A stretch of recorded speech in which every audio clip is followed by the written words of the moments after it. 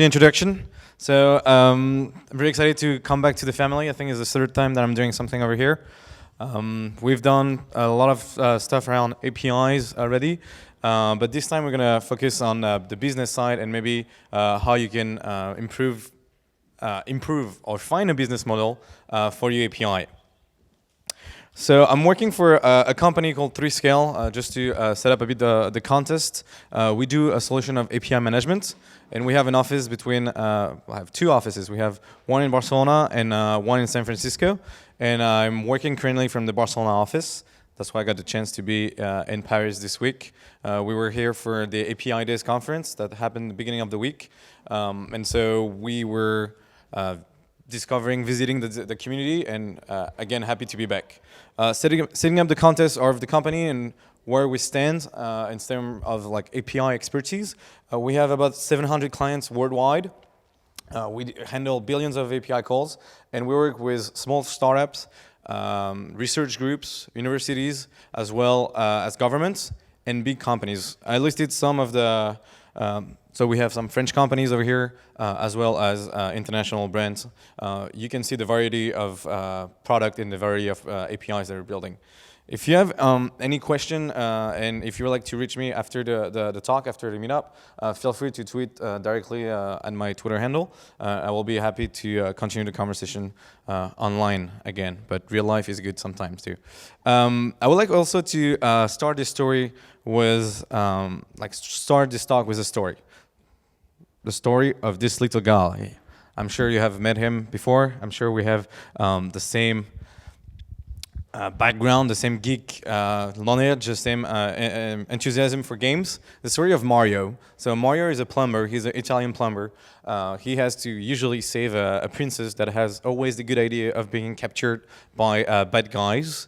And so he always make it. He always save her through a lot of adventures. But something we tend to forget is he's not doing this alone. He also has his brother Luigi. He only has 2 games on his own name, but he's a main character of the story. What it means is one without the other can't succeed in his quest. It's basically the same story between your business and your API.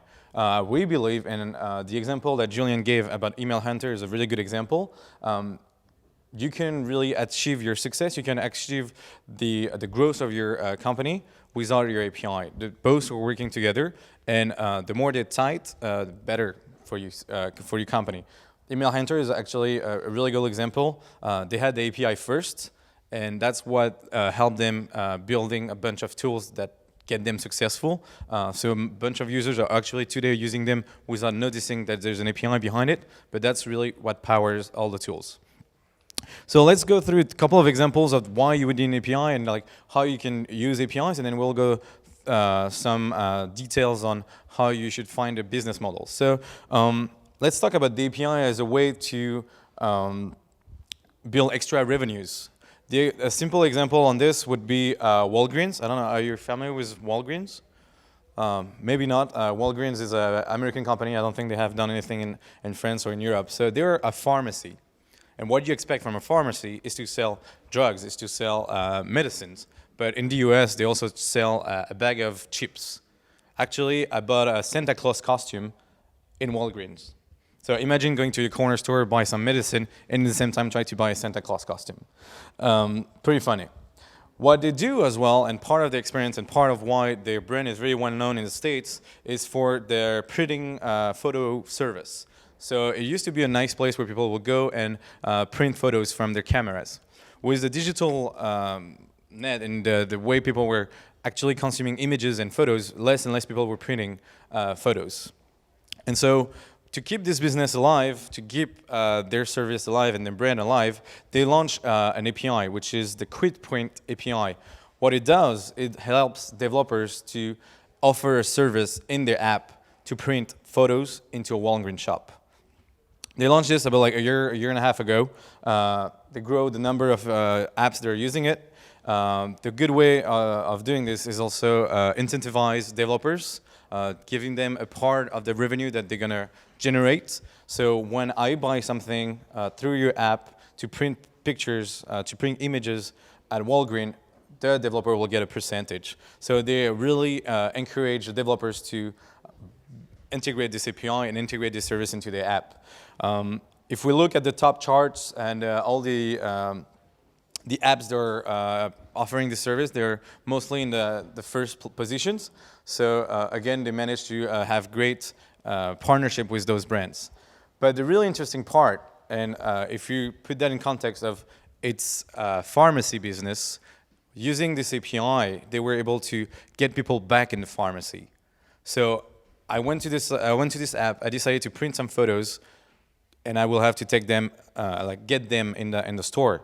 The whole technology behind this is the API, but in the end, the action is like me going back to the store and getting my photos. But I'm gonna buy a bag of chips. I'm gonna buy this Santa Claus costume. I'm gonna buy a bunch of other stuff that are not just the photos. So you're bringing new revenue to your old-fashioned business. You keep it digitalized, and you increase the foot traffic in your stores. Very good example of how API can help you on this. Another example of how you can use APIs is to raise some brand awareness, have a wider reach of your brand. And a typical example for this would be TripAdvisor. I think we pretty much all know this website for the different reviews you can have on hotels, on restaurants, on different businesses, but we actually don't really spend too much time on the TripAdvisor.com site. We see the brand everywhere. We see it at restaurant with their stickers, but we also see it online. When you, for example, when you're on Kayak and you want to buy a flight, then they will list all the, here, they will list all the hotels available, they will list all the businesses available.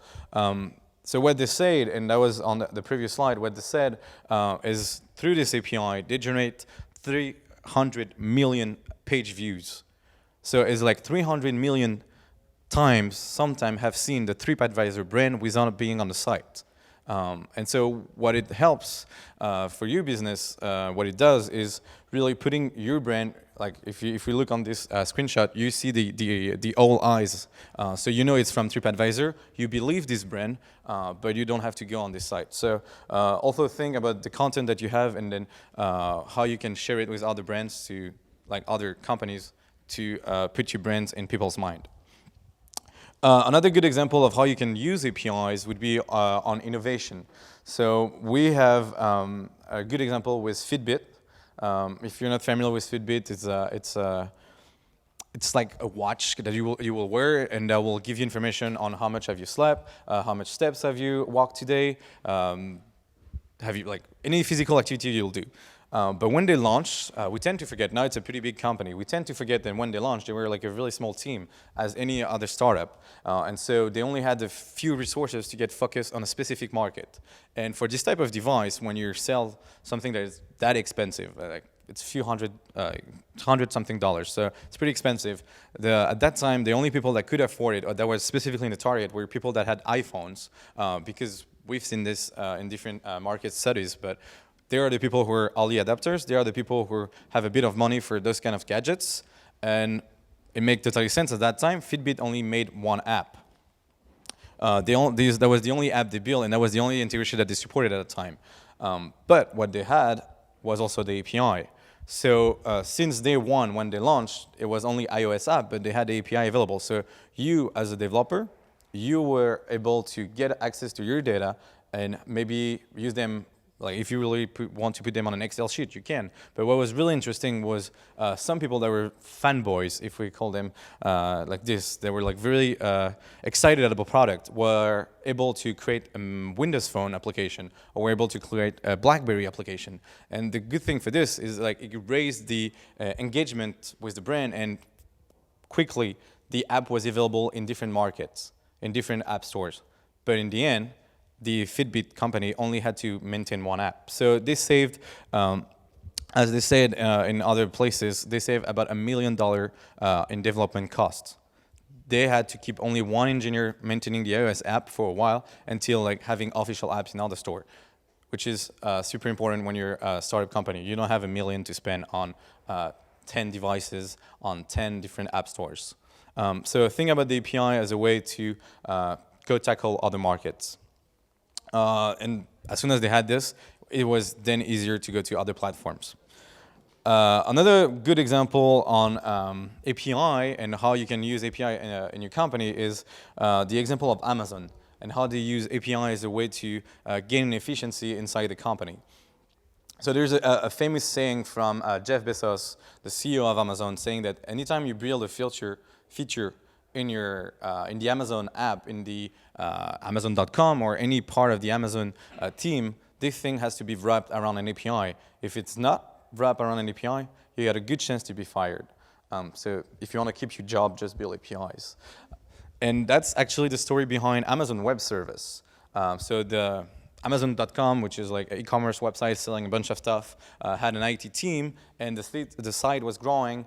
They had to get more servers. They had to improve the way they were spawning servers. And so internally, they've built this tool that was letting developers getting new servers. But they have wrapped the whole thing around an API, so it was easier for other teams to use it. But then when they spotted the opportunity, the business opportunity around this, it was way easier to get to the market and sell it to other people. So build something internally, having the API internally, get your service talking to different team talking using the API will help you once you decide to open this API to somebody else. Or if you see an opportunity for a new business, the API will already be there as a base of this whole business. So that's like different ways of using the API and different business models we can find around this API. Let's just like go through a couple more examples for different goals of the API. The mobile example with Netflix, so it's pretty much something similar to what Fitbit did. Don't you have the feeling that every time there's like an obscure hardware that comes out that's like related to TV, it already has a Netflix app? Like any like obscure Chinese brand that like comes up, they already have a Netflix app. How they can do this? It's pretty easy because all the clients that Netflix builds on top of this platform is pretty dumb. It's pretty stupid. It doesn't do anything. The real value of the Netflix app is not on the app itself. It's on the API. So the client just make a bunch of calls to the API, receive those calls, and just display them. So again, an API to tackle different platforms. Other examples with GitHub and Amazon, how to build a customer ecosystem. But I'm really interested by the example of Slack on how to build partnerships and how to increase the reach of your brand using the API. If you remember, like a year and a half ago, we were not using Slack. Actually, first I should ask, like, are you familiar with Slack? Slack, chat system for your team. I guess we're all on it today. It's free for most of our teams, and then you get to pay. But at the beginning, we were not using this. Some teams were using HipChat, which is a competitor from Atlassian. Some teams were still on Skype. Some teams were on IRC. And on our company, we had the three systems at the same time. The geeks, the dev side, were on IRC, and they didn't want to go on HipChat because it didn't have the IRC connection. The other one were on HipChat, but we're not able to interact with the dev team. So we had a lot of emails at that time. But really what made us switch and what made other companies switch is when we realized that all the integration that we've built inside HipChat and other chat system were able to be integrated with Slack as well. So like all the automation that we've built, all the process that we've built around those tools were directly available on day one on Slack. And they were made possible thanks to the API. So if they didn't have the API at the beginning, if they didn't let people come with the whole workflow they built around other tools, I don't think they will have been popular so quickly. I've seen that happen. When I was in San Francisco at that time, on Monday, someone came like, hey guys, have you heard about Slack? And we're like, oh yes, it's another chat system. On Tuesday, someone in my team said, guys, we should check this thing. On Wednesday, we switched. And then all the people that I met on Monday on this bar when we had this conversation, they also switched like 2 or 3 days later, because it was so easy and all the APIs and all the integration were already there. Two more examples will be on the content distribution. And a good example would be ESPN. So ESPN, they are a big sport network in the States. Really important if you're building some stuff around sports. Imagine like how you're gonna get all the stats about sports. So an example would be like baseball. I know baseball is not really exciting. We don't really watch baseball here. But in the States, people are really excited about this, and they're not excited about the game, like who wins the game, but they're excited about the stats. So like people are very nerdy about this. But like getting the stats is pretty hard. And so you have to rely on some third-party APIs and some people that are building the content around this. So your content could be the value, it could be the business that you're going to sell. If your content is relevant, if people are willing to pay for your content, that's what you're going to sell. So the API could be a way to distribute your content as well. Another example, and I think that could be a really interesting point as well, is API as your business. Your main business will be the API, and that's something you might not realize today, but you're working on your nice startup, we are doing food delivery, we're disrupting the healthcare industry, whatever business you are into, but what you're actually building is a technology company, and in the end, it might not be the product, the consumer product that you're selling right now and you're building right now that is the real value, but it might be the technology that you're actually buying and building. So find this technology, try to, maybe you're building a technology company right now, but that could be a way to selling it through an API. Good examples are Twilio, who really simplifies the life of developer to send SMS. They were an API at the beginning, but we also have seen examples with Firebase. So Firebase, if you don't know them, they're now part of Google, but at the beginning, what they were a chat system named Evolve actually, and they were a chat system for communities. So imagine going on the Lady Gaga website and you will chat with people like you that were Lady Gaga fans, and there has a little bar at that time. But the real value behind this was not the chat system because, well, chats on the Lady Gaga site were not very exciting. But it was the real-time engine that they built behind it, the real technology that they had behind it. And so they decided to then pivot and build a company around this technology to get other developers to use it, and then they got acquired by Google. So it's a pretty successful company. So keep that in mind that maybe today you're building a consumer product, but in the end, the real value is on your technology.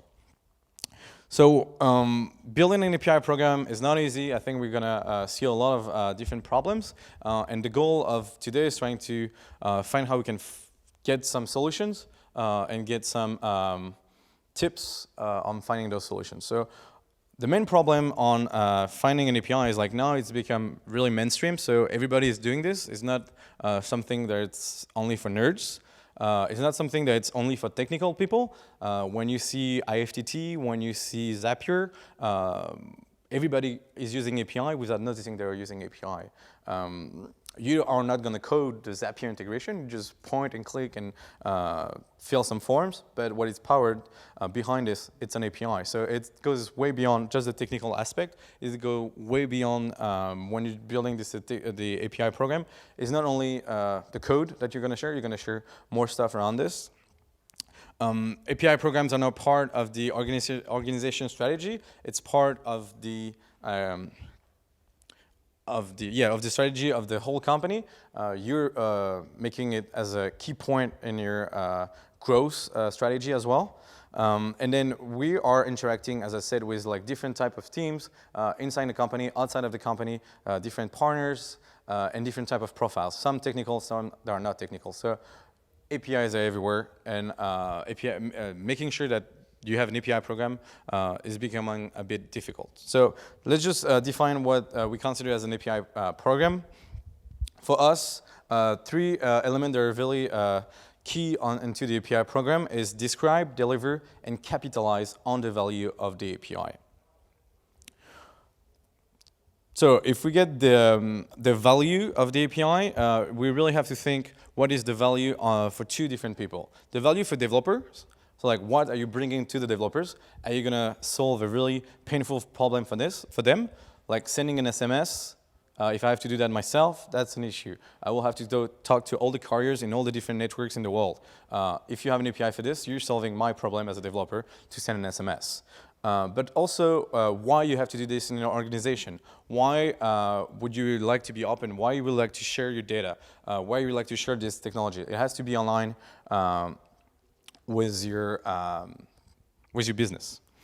The other part, sorry, yeah, you didn't see the slide, but that was the value. All right, the other part is the delivery. So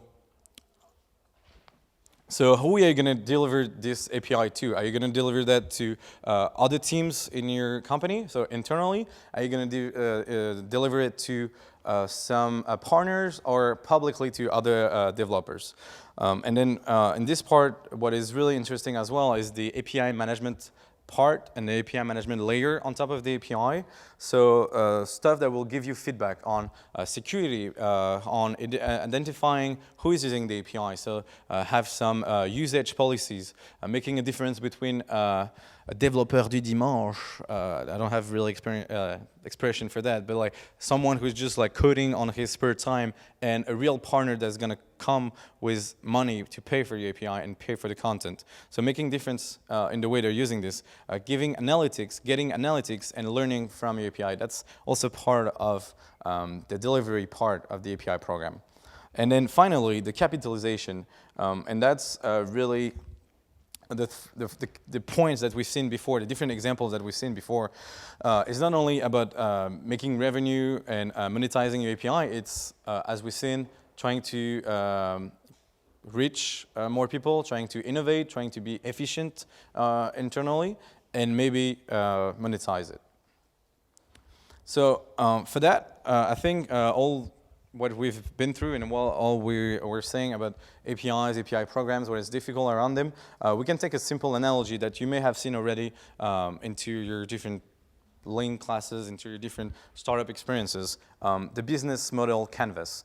And I'm sure you are really familiar with this model. It's something that we get very popular recently, and that we encourage people to use this. But really, if you've been doing this for your business, it shouldn't be a problem to do something similar for your API. So that's a model that we are trying to promote, that we're doing some research on, and that will help you, hopefully, to really define where you should go with your API. So the API model canvas, that's how it looks. Similar stuff. I think it has more topics than the business model canvas. It's an evolving model, so this thing should be fixed, but we can evolve in the different definitions. And so if we look at the way it's split, we have, I think, 4 main topics, and we're going to go through the main topic individually. But you have a part is like around the infrastructure and the resource. You have something that is like a bit technical and how you should implement this API. You also have a part on how you're going to reach to the customers, and in this case, the customers are the developers. And in the end, you have some part on the value for money and how you're going to eventually monetize it, how much it's going to cost you to develop this strategy and this API. So technical side, actually, how many of you are technical and have a technical background? Few? It's cool, don't be shy. But it's still a part, and I guess that's where you're going to get involved, is you're going to be involved in that part. It's still a part that makes sense in the when you're discussing your API and the strategy around your API. So 3 different parts. Really here is why you will build your API. What is the strategy behind it? What are the objectives? Then the description of the API is what it actually does, what you're going to sell to it. And then the really last part is the technical part of nerdy stuff. What are you going to use to deploy it? How are you going to implement it? So you choose your framework here. You choose, is that a REST API? Is that a RESTful API? Is that a SOAP API? You define it here. Get all your nerds all together in this. That's where as well we define if it's a fine-grained API, so like every resource is like well-defined, or if you have an open API that gives you like everything at the same time. That's where you put this. The next part is the infrastructure and the resource part. So that's where you're going to list who are the key partners for the API, who are going to be helping you, like who are going to help you on these partnerships. What are the parts that you're going to use in your infrastructure? What are the resources you're going to use in your infrastructure? And then the third part we have here is the customer part, like the consumers of this API. And so if we look on the consumer part, you have stuff about developer relations. How are you going to go reach to those developers? What is your strategy for this? Are you going to have an evangelist like me here, meeting developers, few developers in the room, but I'm still evangelizing something. I'm still talking about a technology. So are you going to do this? Are you going to go to hackathons? Are you going to only go talk to your partners? Like if the developers are only specific partners? Who are those developers? And that's on the segmentation to find if they're like any developer. Are they enterprise developers? Are they institutional developers? So find and learn about your users. And then we have something, I think, between developer relation and developer program as well, and how you're gonna onboard those developers and how you're gonna like maintain them in the community. So that, I think that's more the developer program part of what is the strategy once you have those developers on your platform. What are you gonna try to, how are you gonna retain them, and what are you gonna build around this? And then finally, the last part is around the cost structure. So how much is going to cost you actually to take that in place. So that's where you're going to list how much the actual infrastructure costs you, as well as the API management solution if you're using one of them. And then some metrics. What you will be interested to measure. Is that the number of developers who are signing every day, every month, every year? Is that the number of hits? Is that the money you're generating from this? Is that different articles, the different projects that people are going to find on GitHub? So all those different metrics that will give you feedback on how well your API program is performing. So I really think that once you have your idea of like, we have to make an API, you can use this similar canvas as the business model canvas to define this strategy and define this API program. So if we look on the site, so we are going to share with you the site later. But the way it works, we're trying to give an introduction and a context on each of those fields, so you will feel comfortable knowing what you have to put in this. The different question you have to answer, and that's a checklist of all the questions. It's basically what I just said, like all the questions that I was asking to you, and then some further resource, which is there are articles, there are slides, they are part of the conferences, and that's what's going to give you more context on this specific topic. So if we talk about monetization of the API, we have plenty of resources of experience of people who said, okay, for us what worked was this type of model, for us what worked was this other type, and so we like to share this knowledge with you. So let's just take a look to what we have at the moment. It's not clickable. Oh yes, it's here. All right.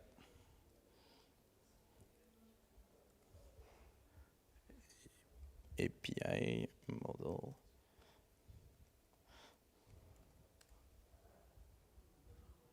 Yes. Awesome. So here you have the interactive tool, and the idea is like if you so it's not really interactive yet, so you can't really change and modify stuff yet. But if you let me find my map. All right, here. If we zoom on each part, so like developer relations, for example, we have an awesome, nice, good-looking view. People get really excited when they build this. I don't think we're going to keep it, but basically it tells you like what are developer relations, and then ask you questions like how you should do this. Yeah, an example would be what are the targets you want to achieve related to developers and API adoption. That was I was telling you what are the goals in terms of your adoption of API, and then if you're interested, we have couple of other links. So there is like book, so like on developer evangelism, there's an awesome book from Chris Hellman, who used to work at Mozilla and has a bunch of expertise on evangelism. And so once you're done on this, and once you have filled this on your own canvas, then you go to the next part. And I think actually, yes, they have implemented a nice like left and right arrows when you can like switch from one to the other. Again, I don't think we're going to list this, but go through all those section and ask yourself and your company, your teammates, the right question around this API. All right. So again, if you're, it's going to be on the slides, but if you look on the link, that's where you're going to get. As I said, it's something that we have at the moment in beta. So we went through the alpha a few months ago. Now we're in beta. We're still using for some user testing, so people that are going to try to validate this process. This idea is used by Oxford University Press at the moment, as well as Mendeley. So Oxford University Press, they have a bunch of APIs doing a bunch of stuff with their data. I kind of forgot, so that's why I'm like being very vague. But like mainly, they are a big resources for scientific articles. And through the API, you can have access to the scientific articles. And to define the strategy around the API and to define the business model around this API, they've used this framework. So we're going to make it more interactive. We're going to add some stuff for your team collaboration as well, and trying to extend and find how you can use the method. Another way of like defining your API strategy and defining your API program could use this value proposition canvas. So made by the similar people. I don't know if you're familiar with this. Are you more familiar with this one? Basically, this one is divided in two parts. On the red part, yes, I'm backwards, so I'm not sure about which side, but like on the red part is really the customers of the API, who are going to use it, who are going to consume it. And on the green part is mostly the product, and in your case, is the API. It's your company. And so you can define different stuff like who on the customer side, what are the gains, what are the pains of using this API? Is it difficult to use it? Is it hard to implement? Or try to solve the pains that they actually have at the moment and what they're gonna get from this API. And on your side, you define how you're gonna solve this issue. And basically, if you take the model that we had before, it's basically a small subset of the previous canvas. So you can at that time you can if the rest of the canvas is made and you're still evolving, what is going to evolve is going to be the product and what is going to be the customers. So you can like go back and forth and try to change the proposition. You can try to change who are using this. All right, that's basically what I just said. A good example we had, and I think that's how I'm gonna like summarize and end this like part on like talking, and then we can go through some questions. It's an example of music graph. So I assume you're not really familiar with music graph.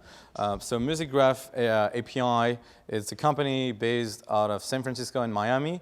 They have a bunch of resources around music. They have about 7 billion music facts. And so that's artists, that's like albums, that's like tracks. They have a bunch of information around this. And they've built a graph API. So a graph API is just like a way of designing this API. And so we want to see how they they integrate with those services.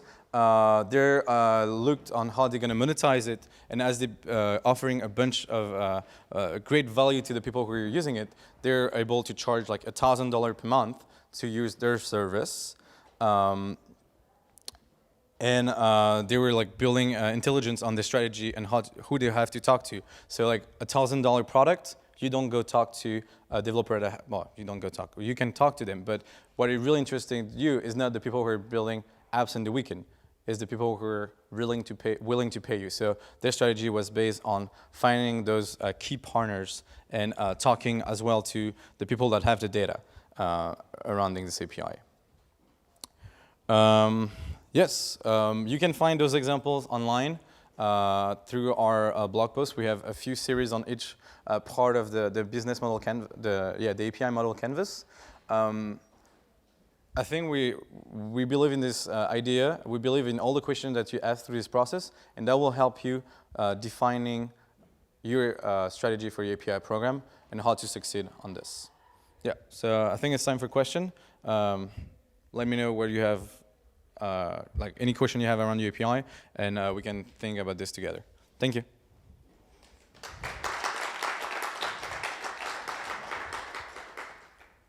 And feel free to ask them in French. I will repeat them in English.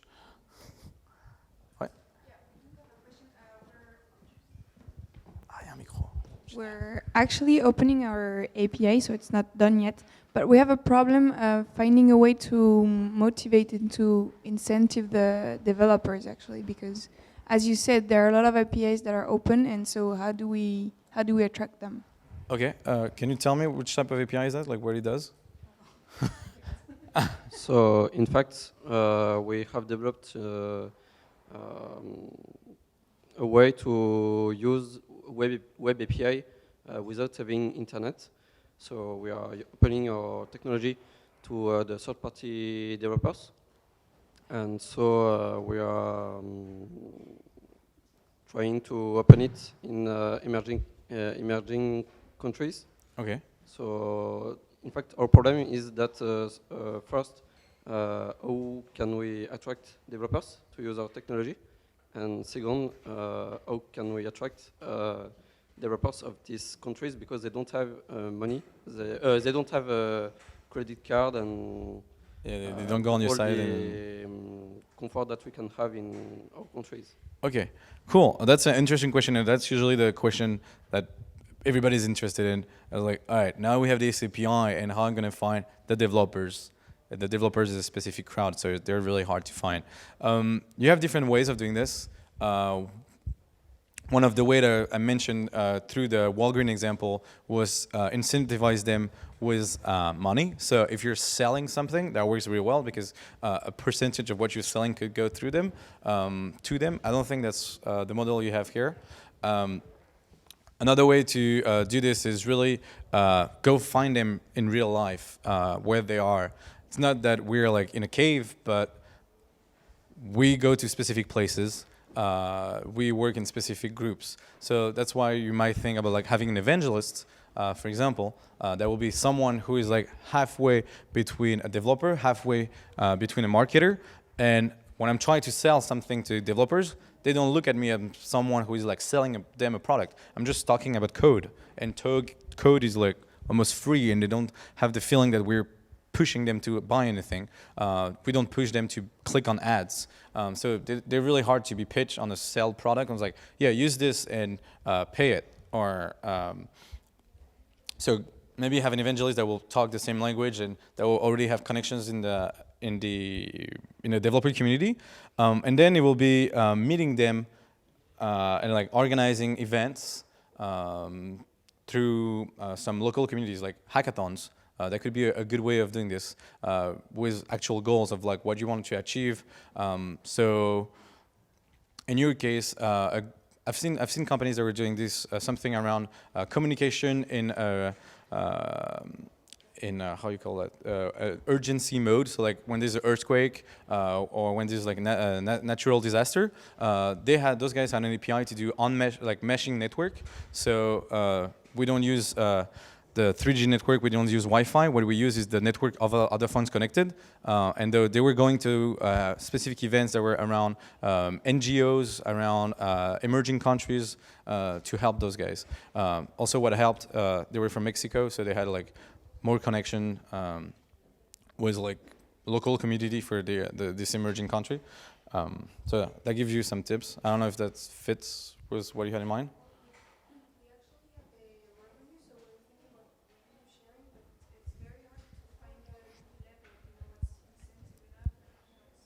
Yeah, so like finding the revenue model and finding how much you have to share with them. I don't know. Obviously, if you tell them how much you want to earn, they will say like 100% of what you get, right? It has to be enough to get them excited, enough to get. I mean, it depends also if you have competitors. So if you're the only one offering this product, they might be really interested just by the fact that they're going to offer this service and by the technology that you're offering. If you have competitors, then they will be like, oh, those guys are giving me $10 for using it. You only give me one. Why I should choose you over the other guys?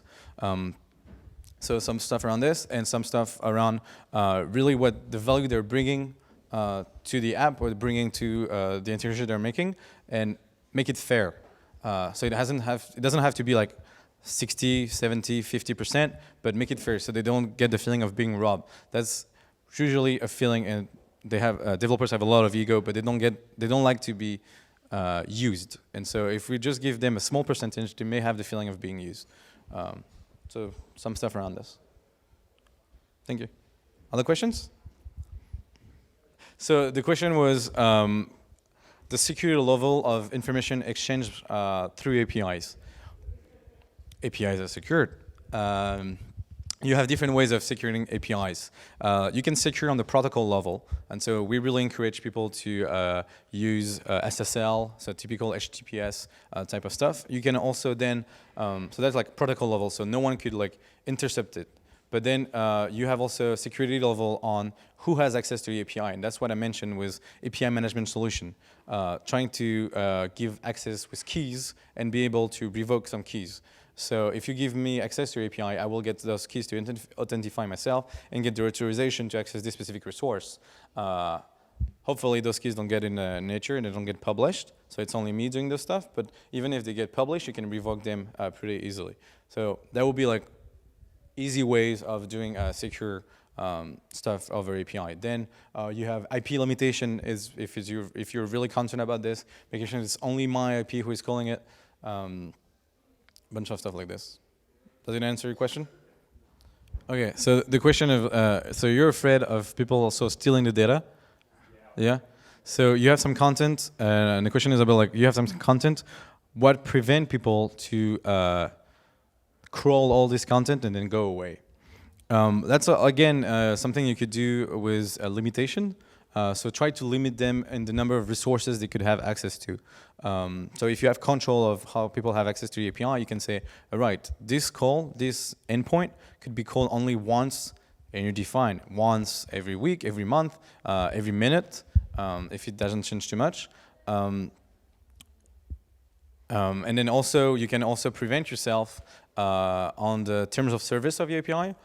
So depending on which type of content you have, it's not like putting copywriting around this, but just saying that you are not allowed to use this content without like saying that it comes from us, like it comes from my brand. So that could be a way of still keeping the ownership of your API and your content, and get this content distributed through your brand name. And what else can I give as a tip?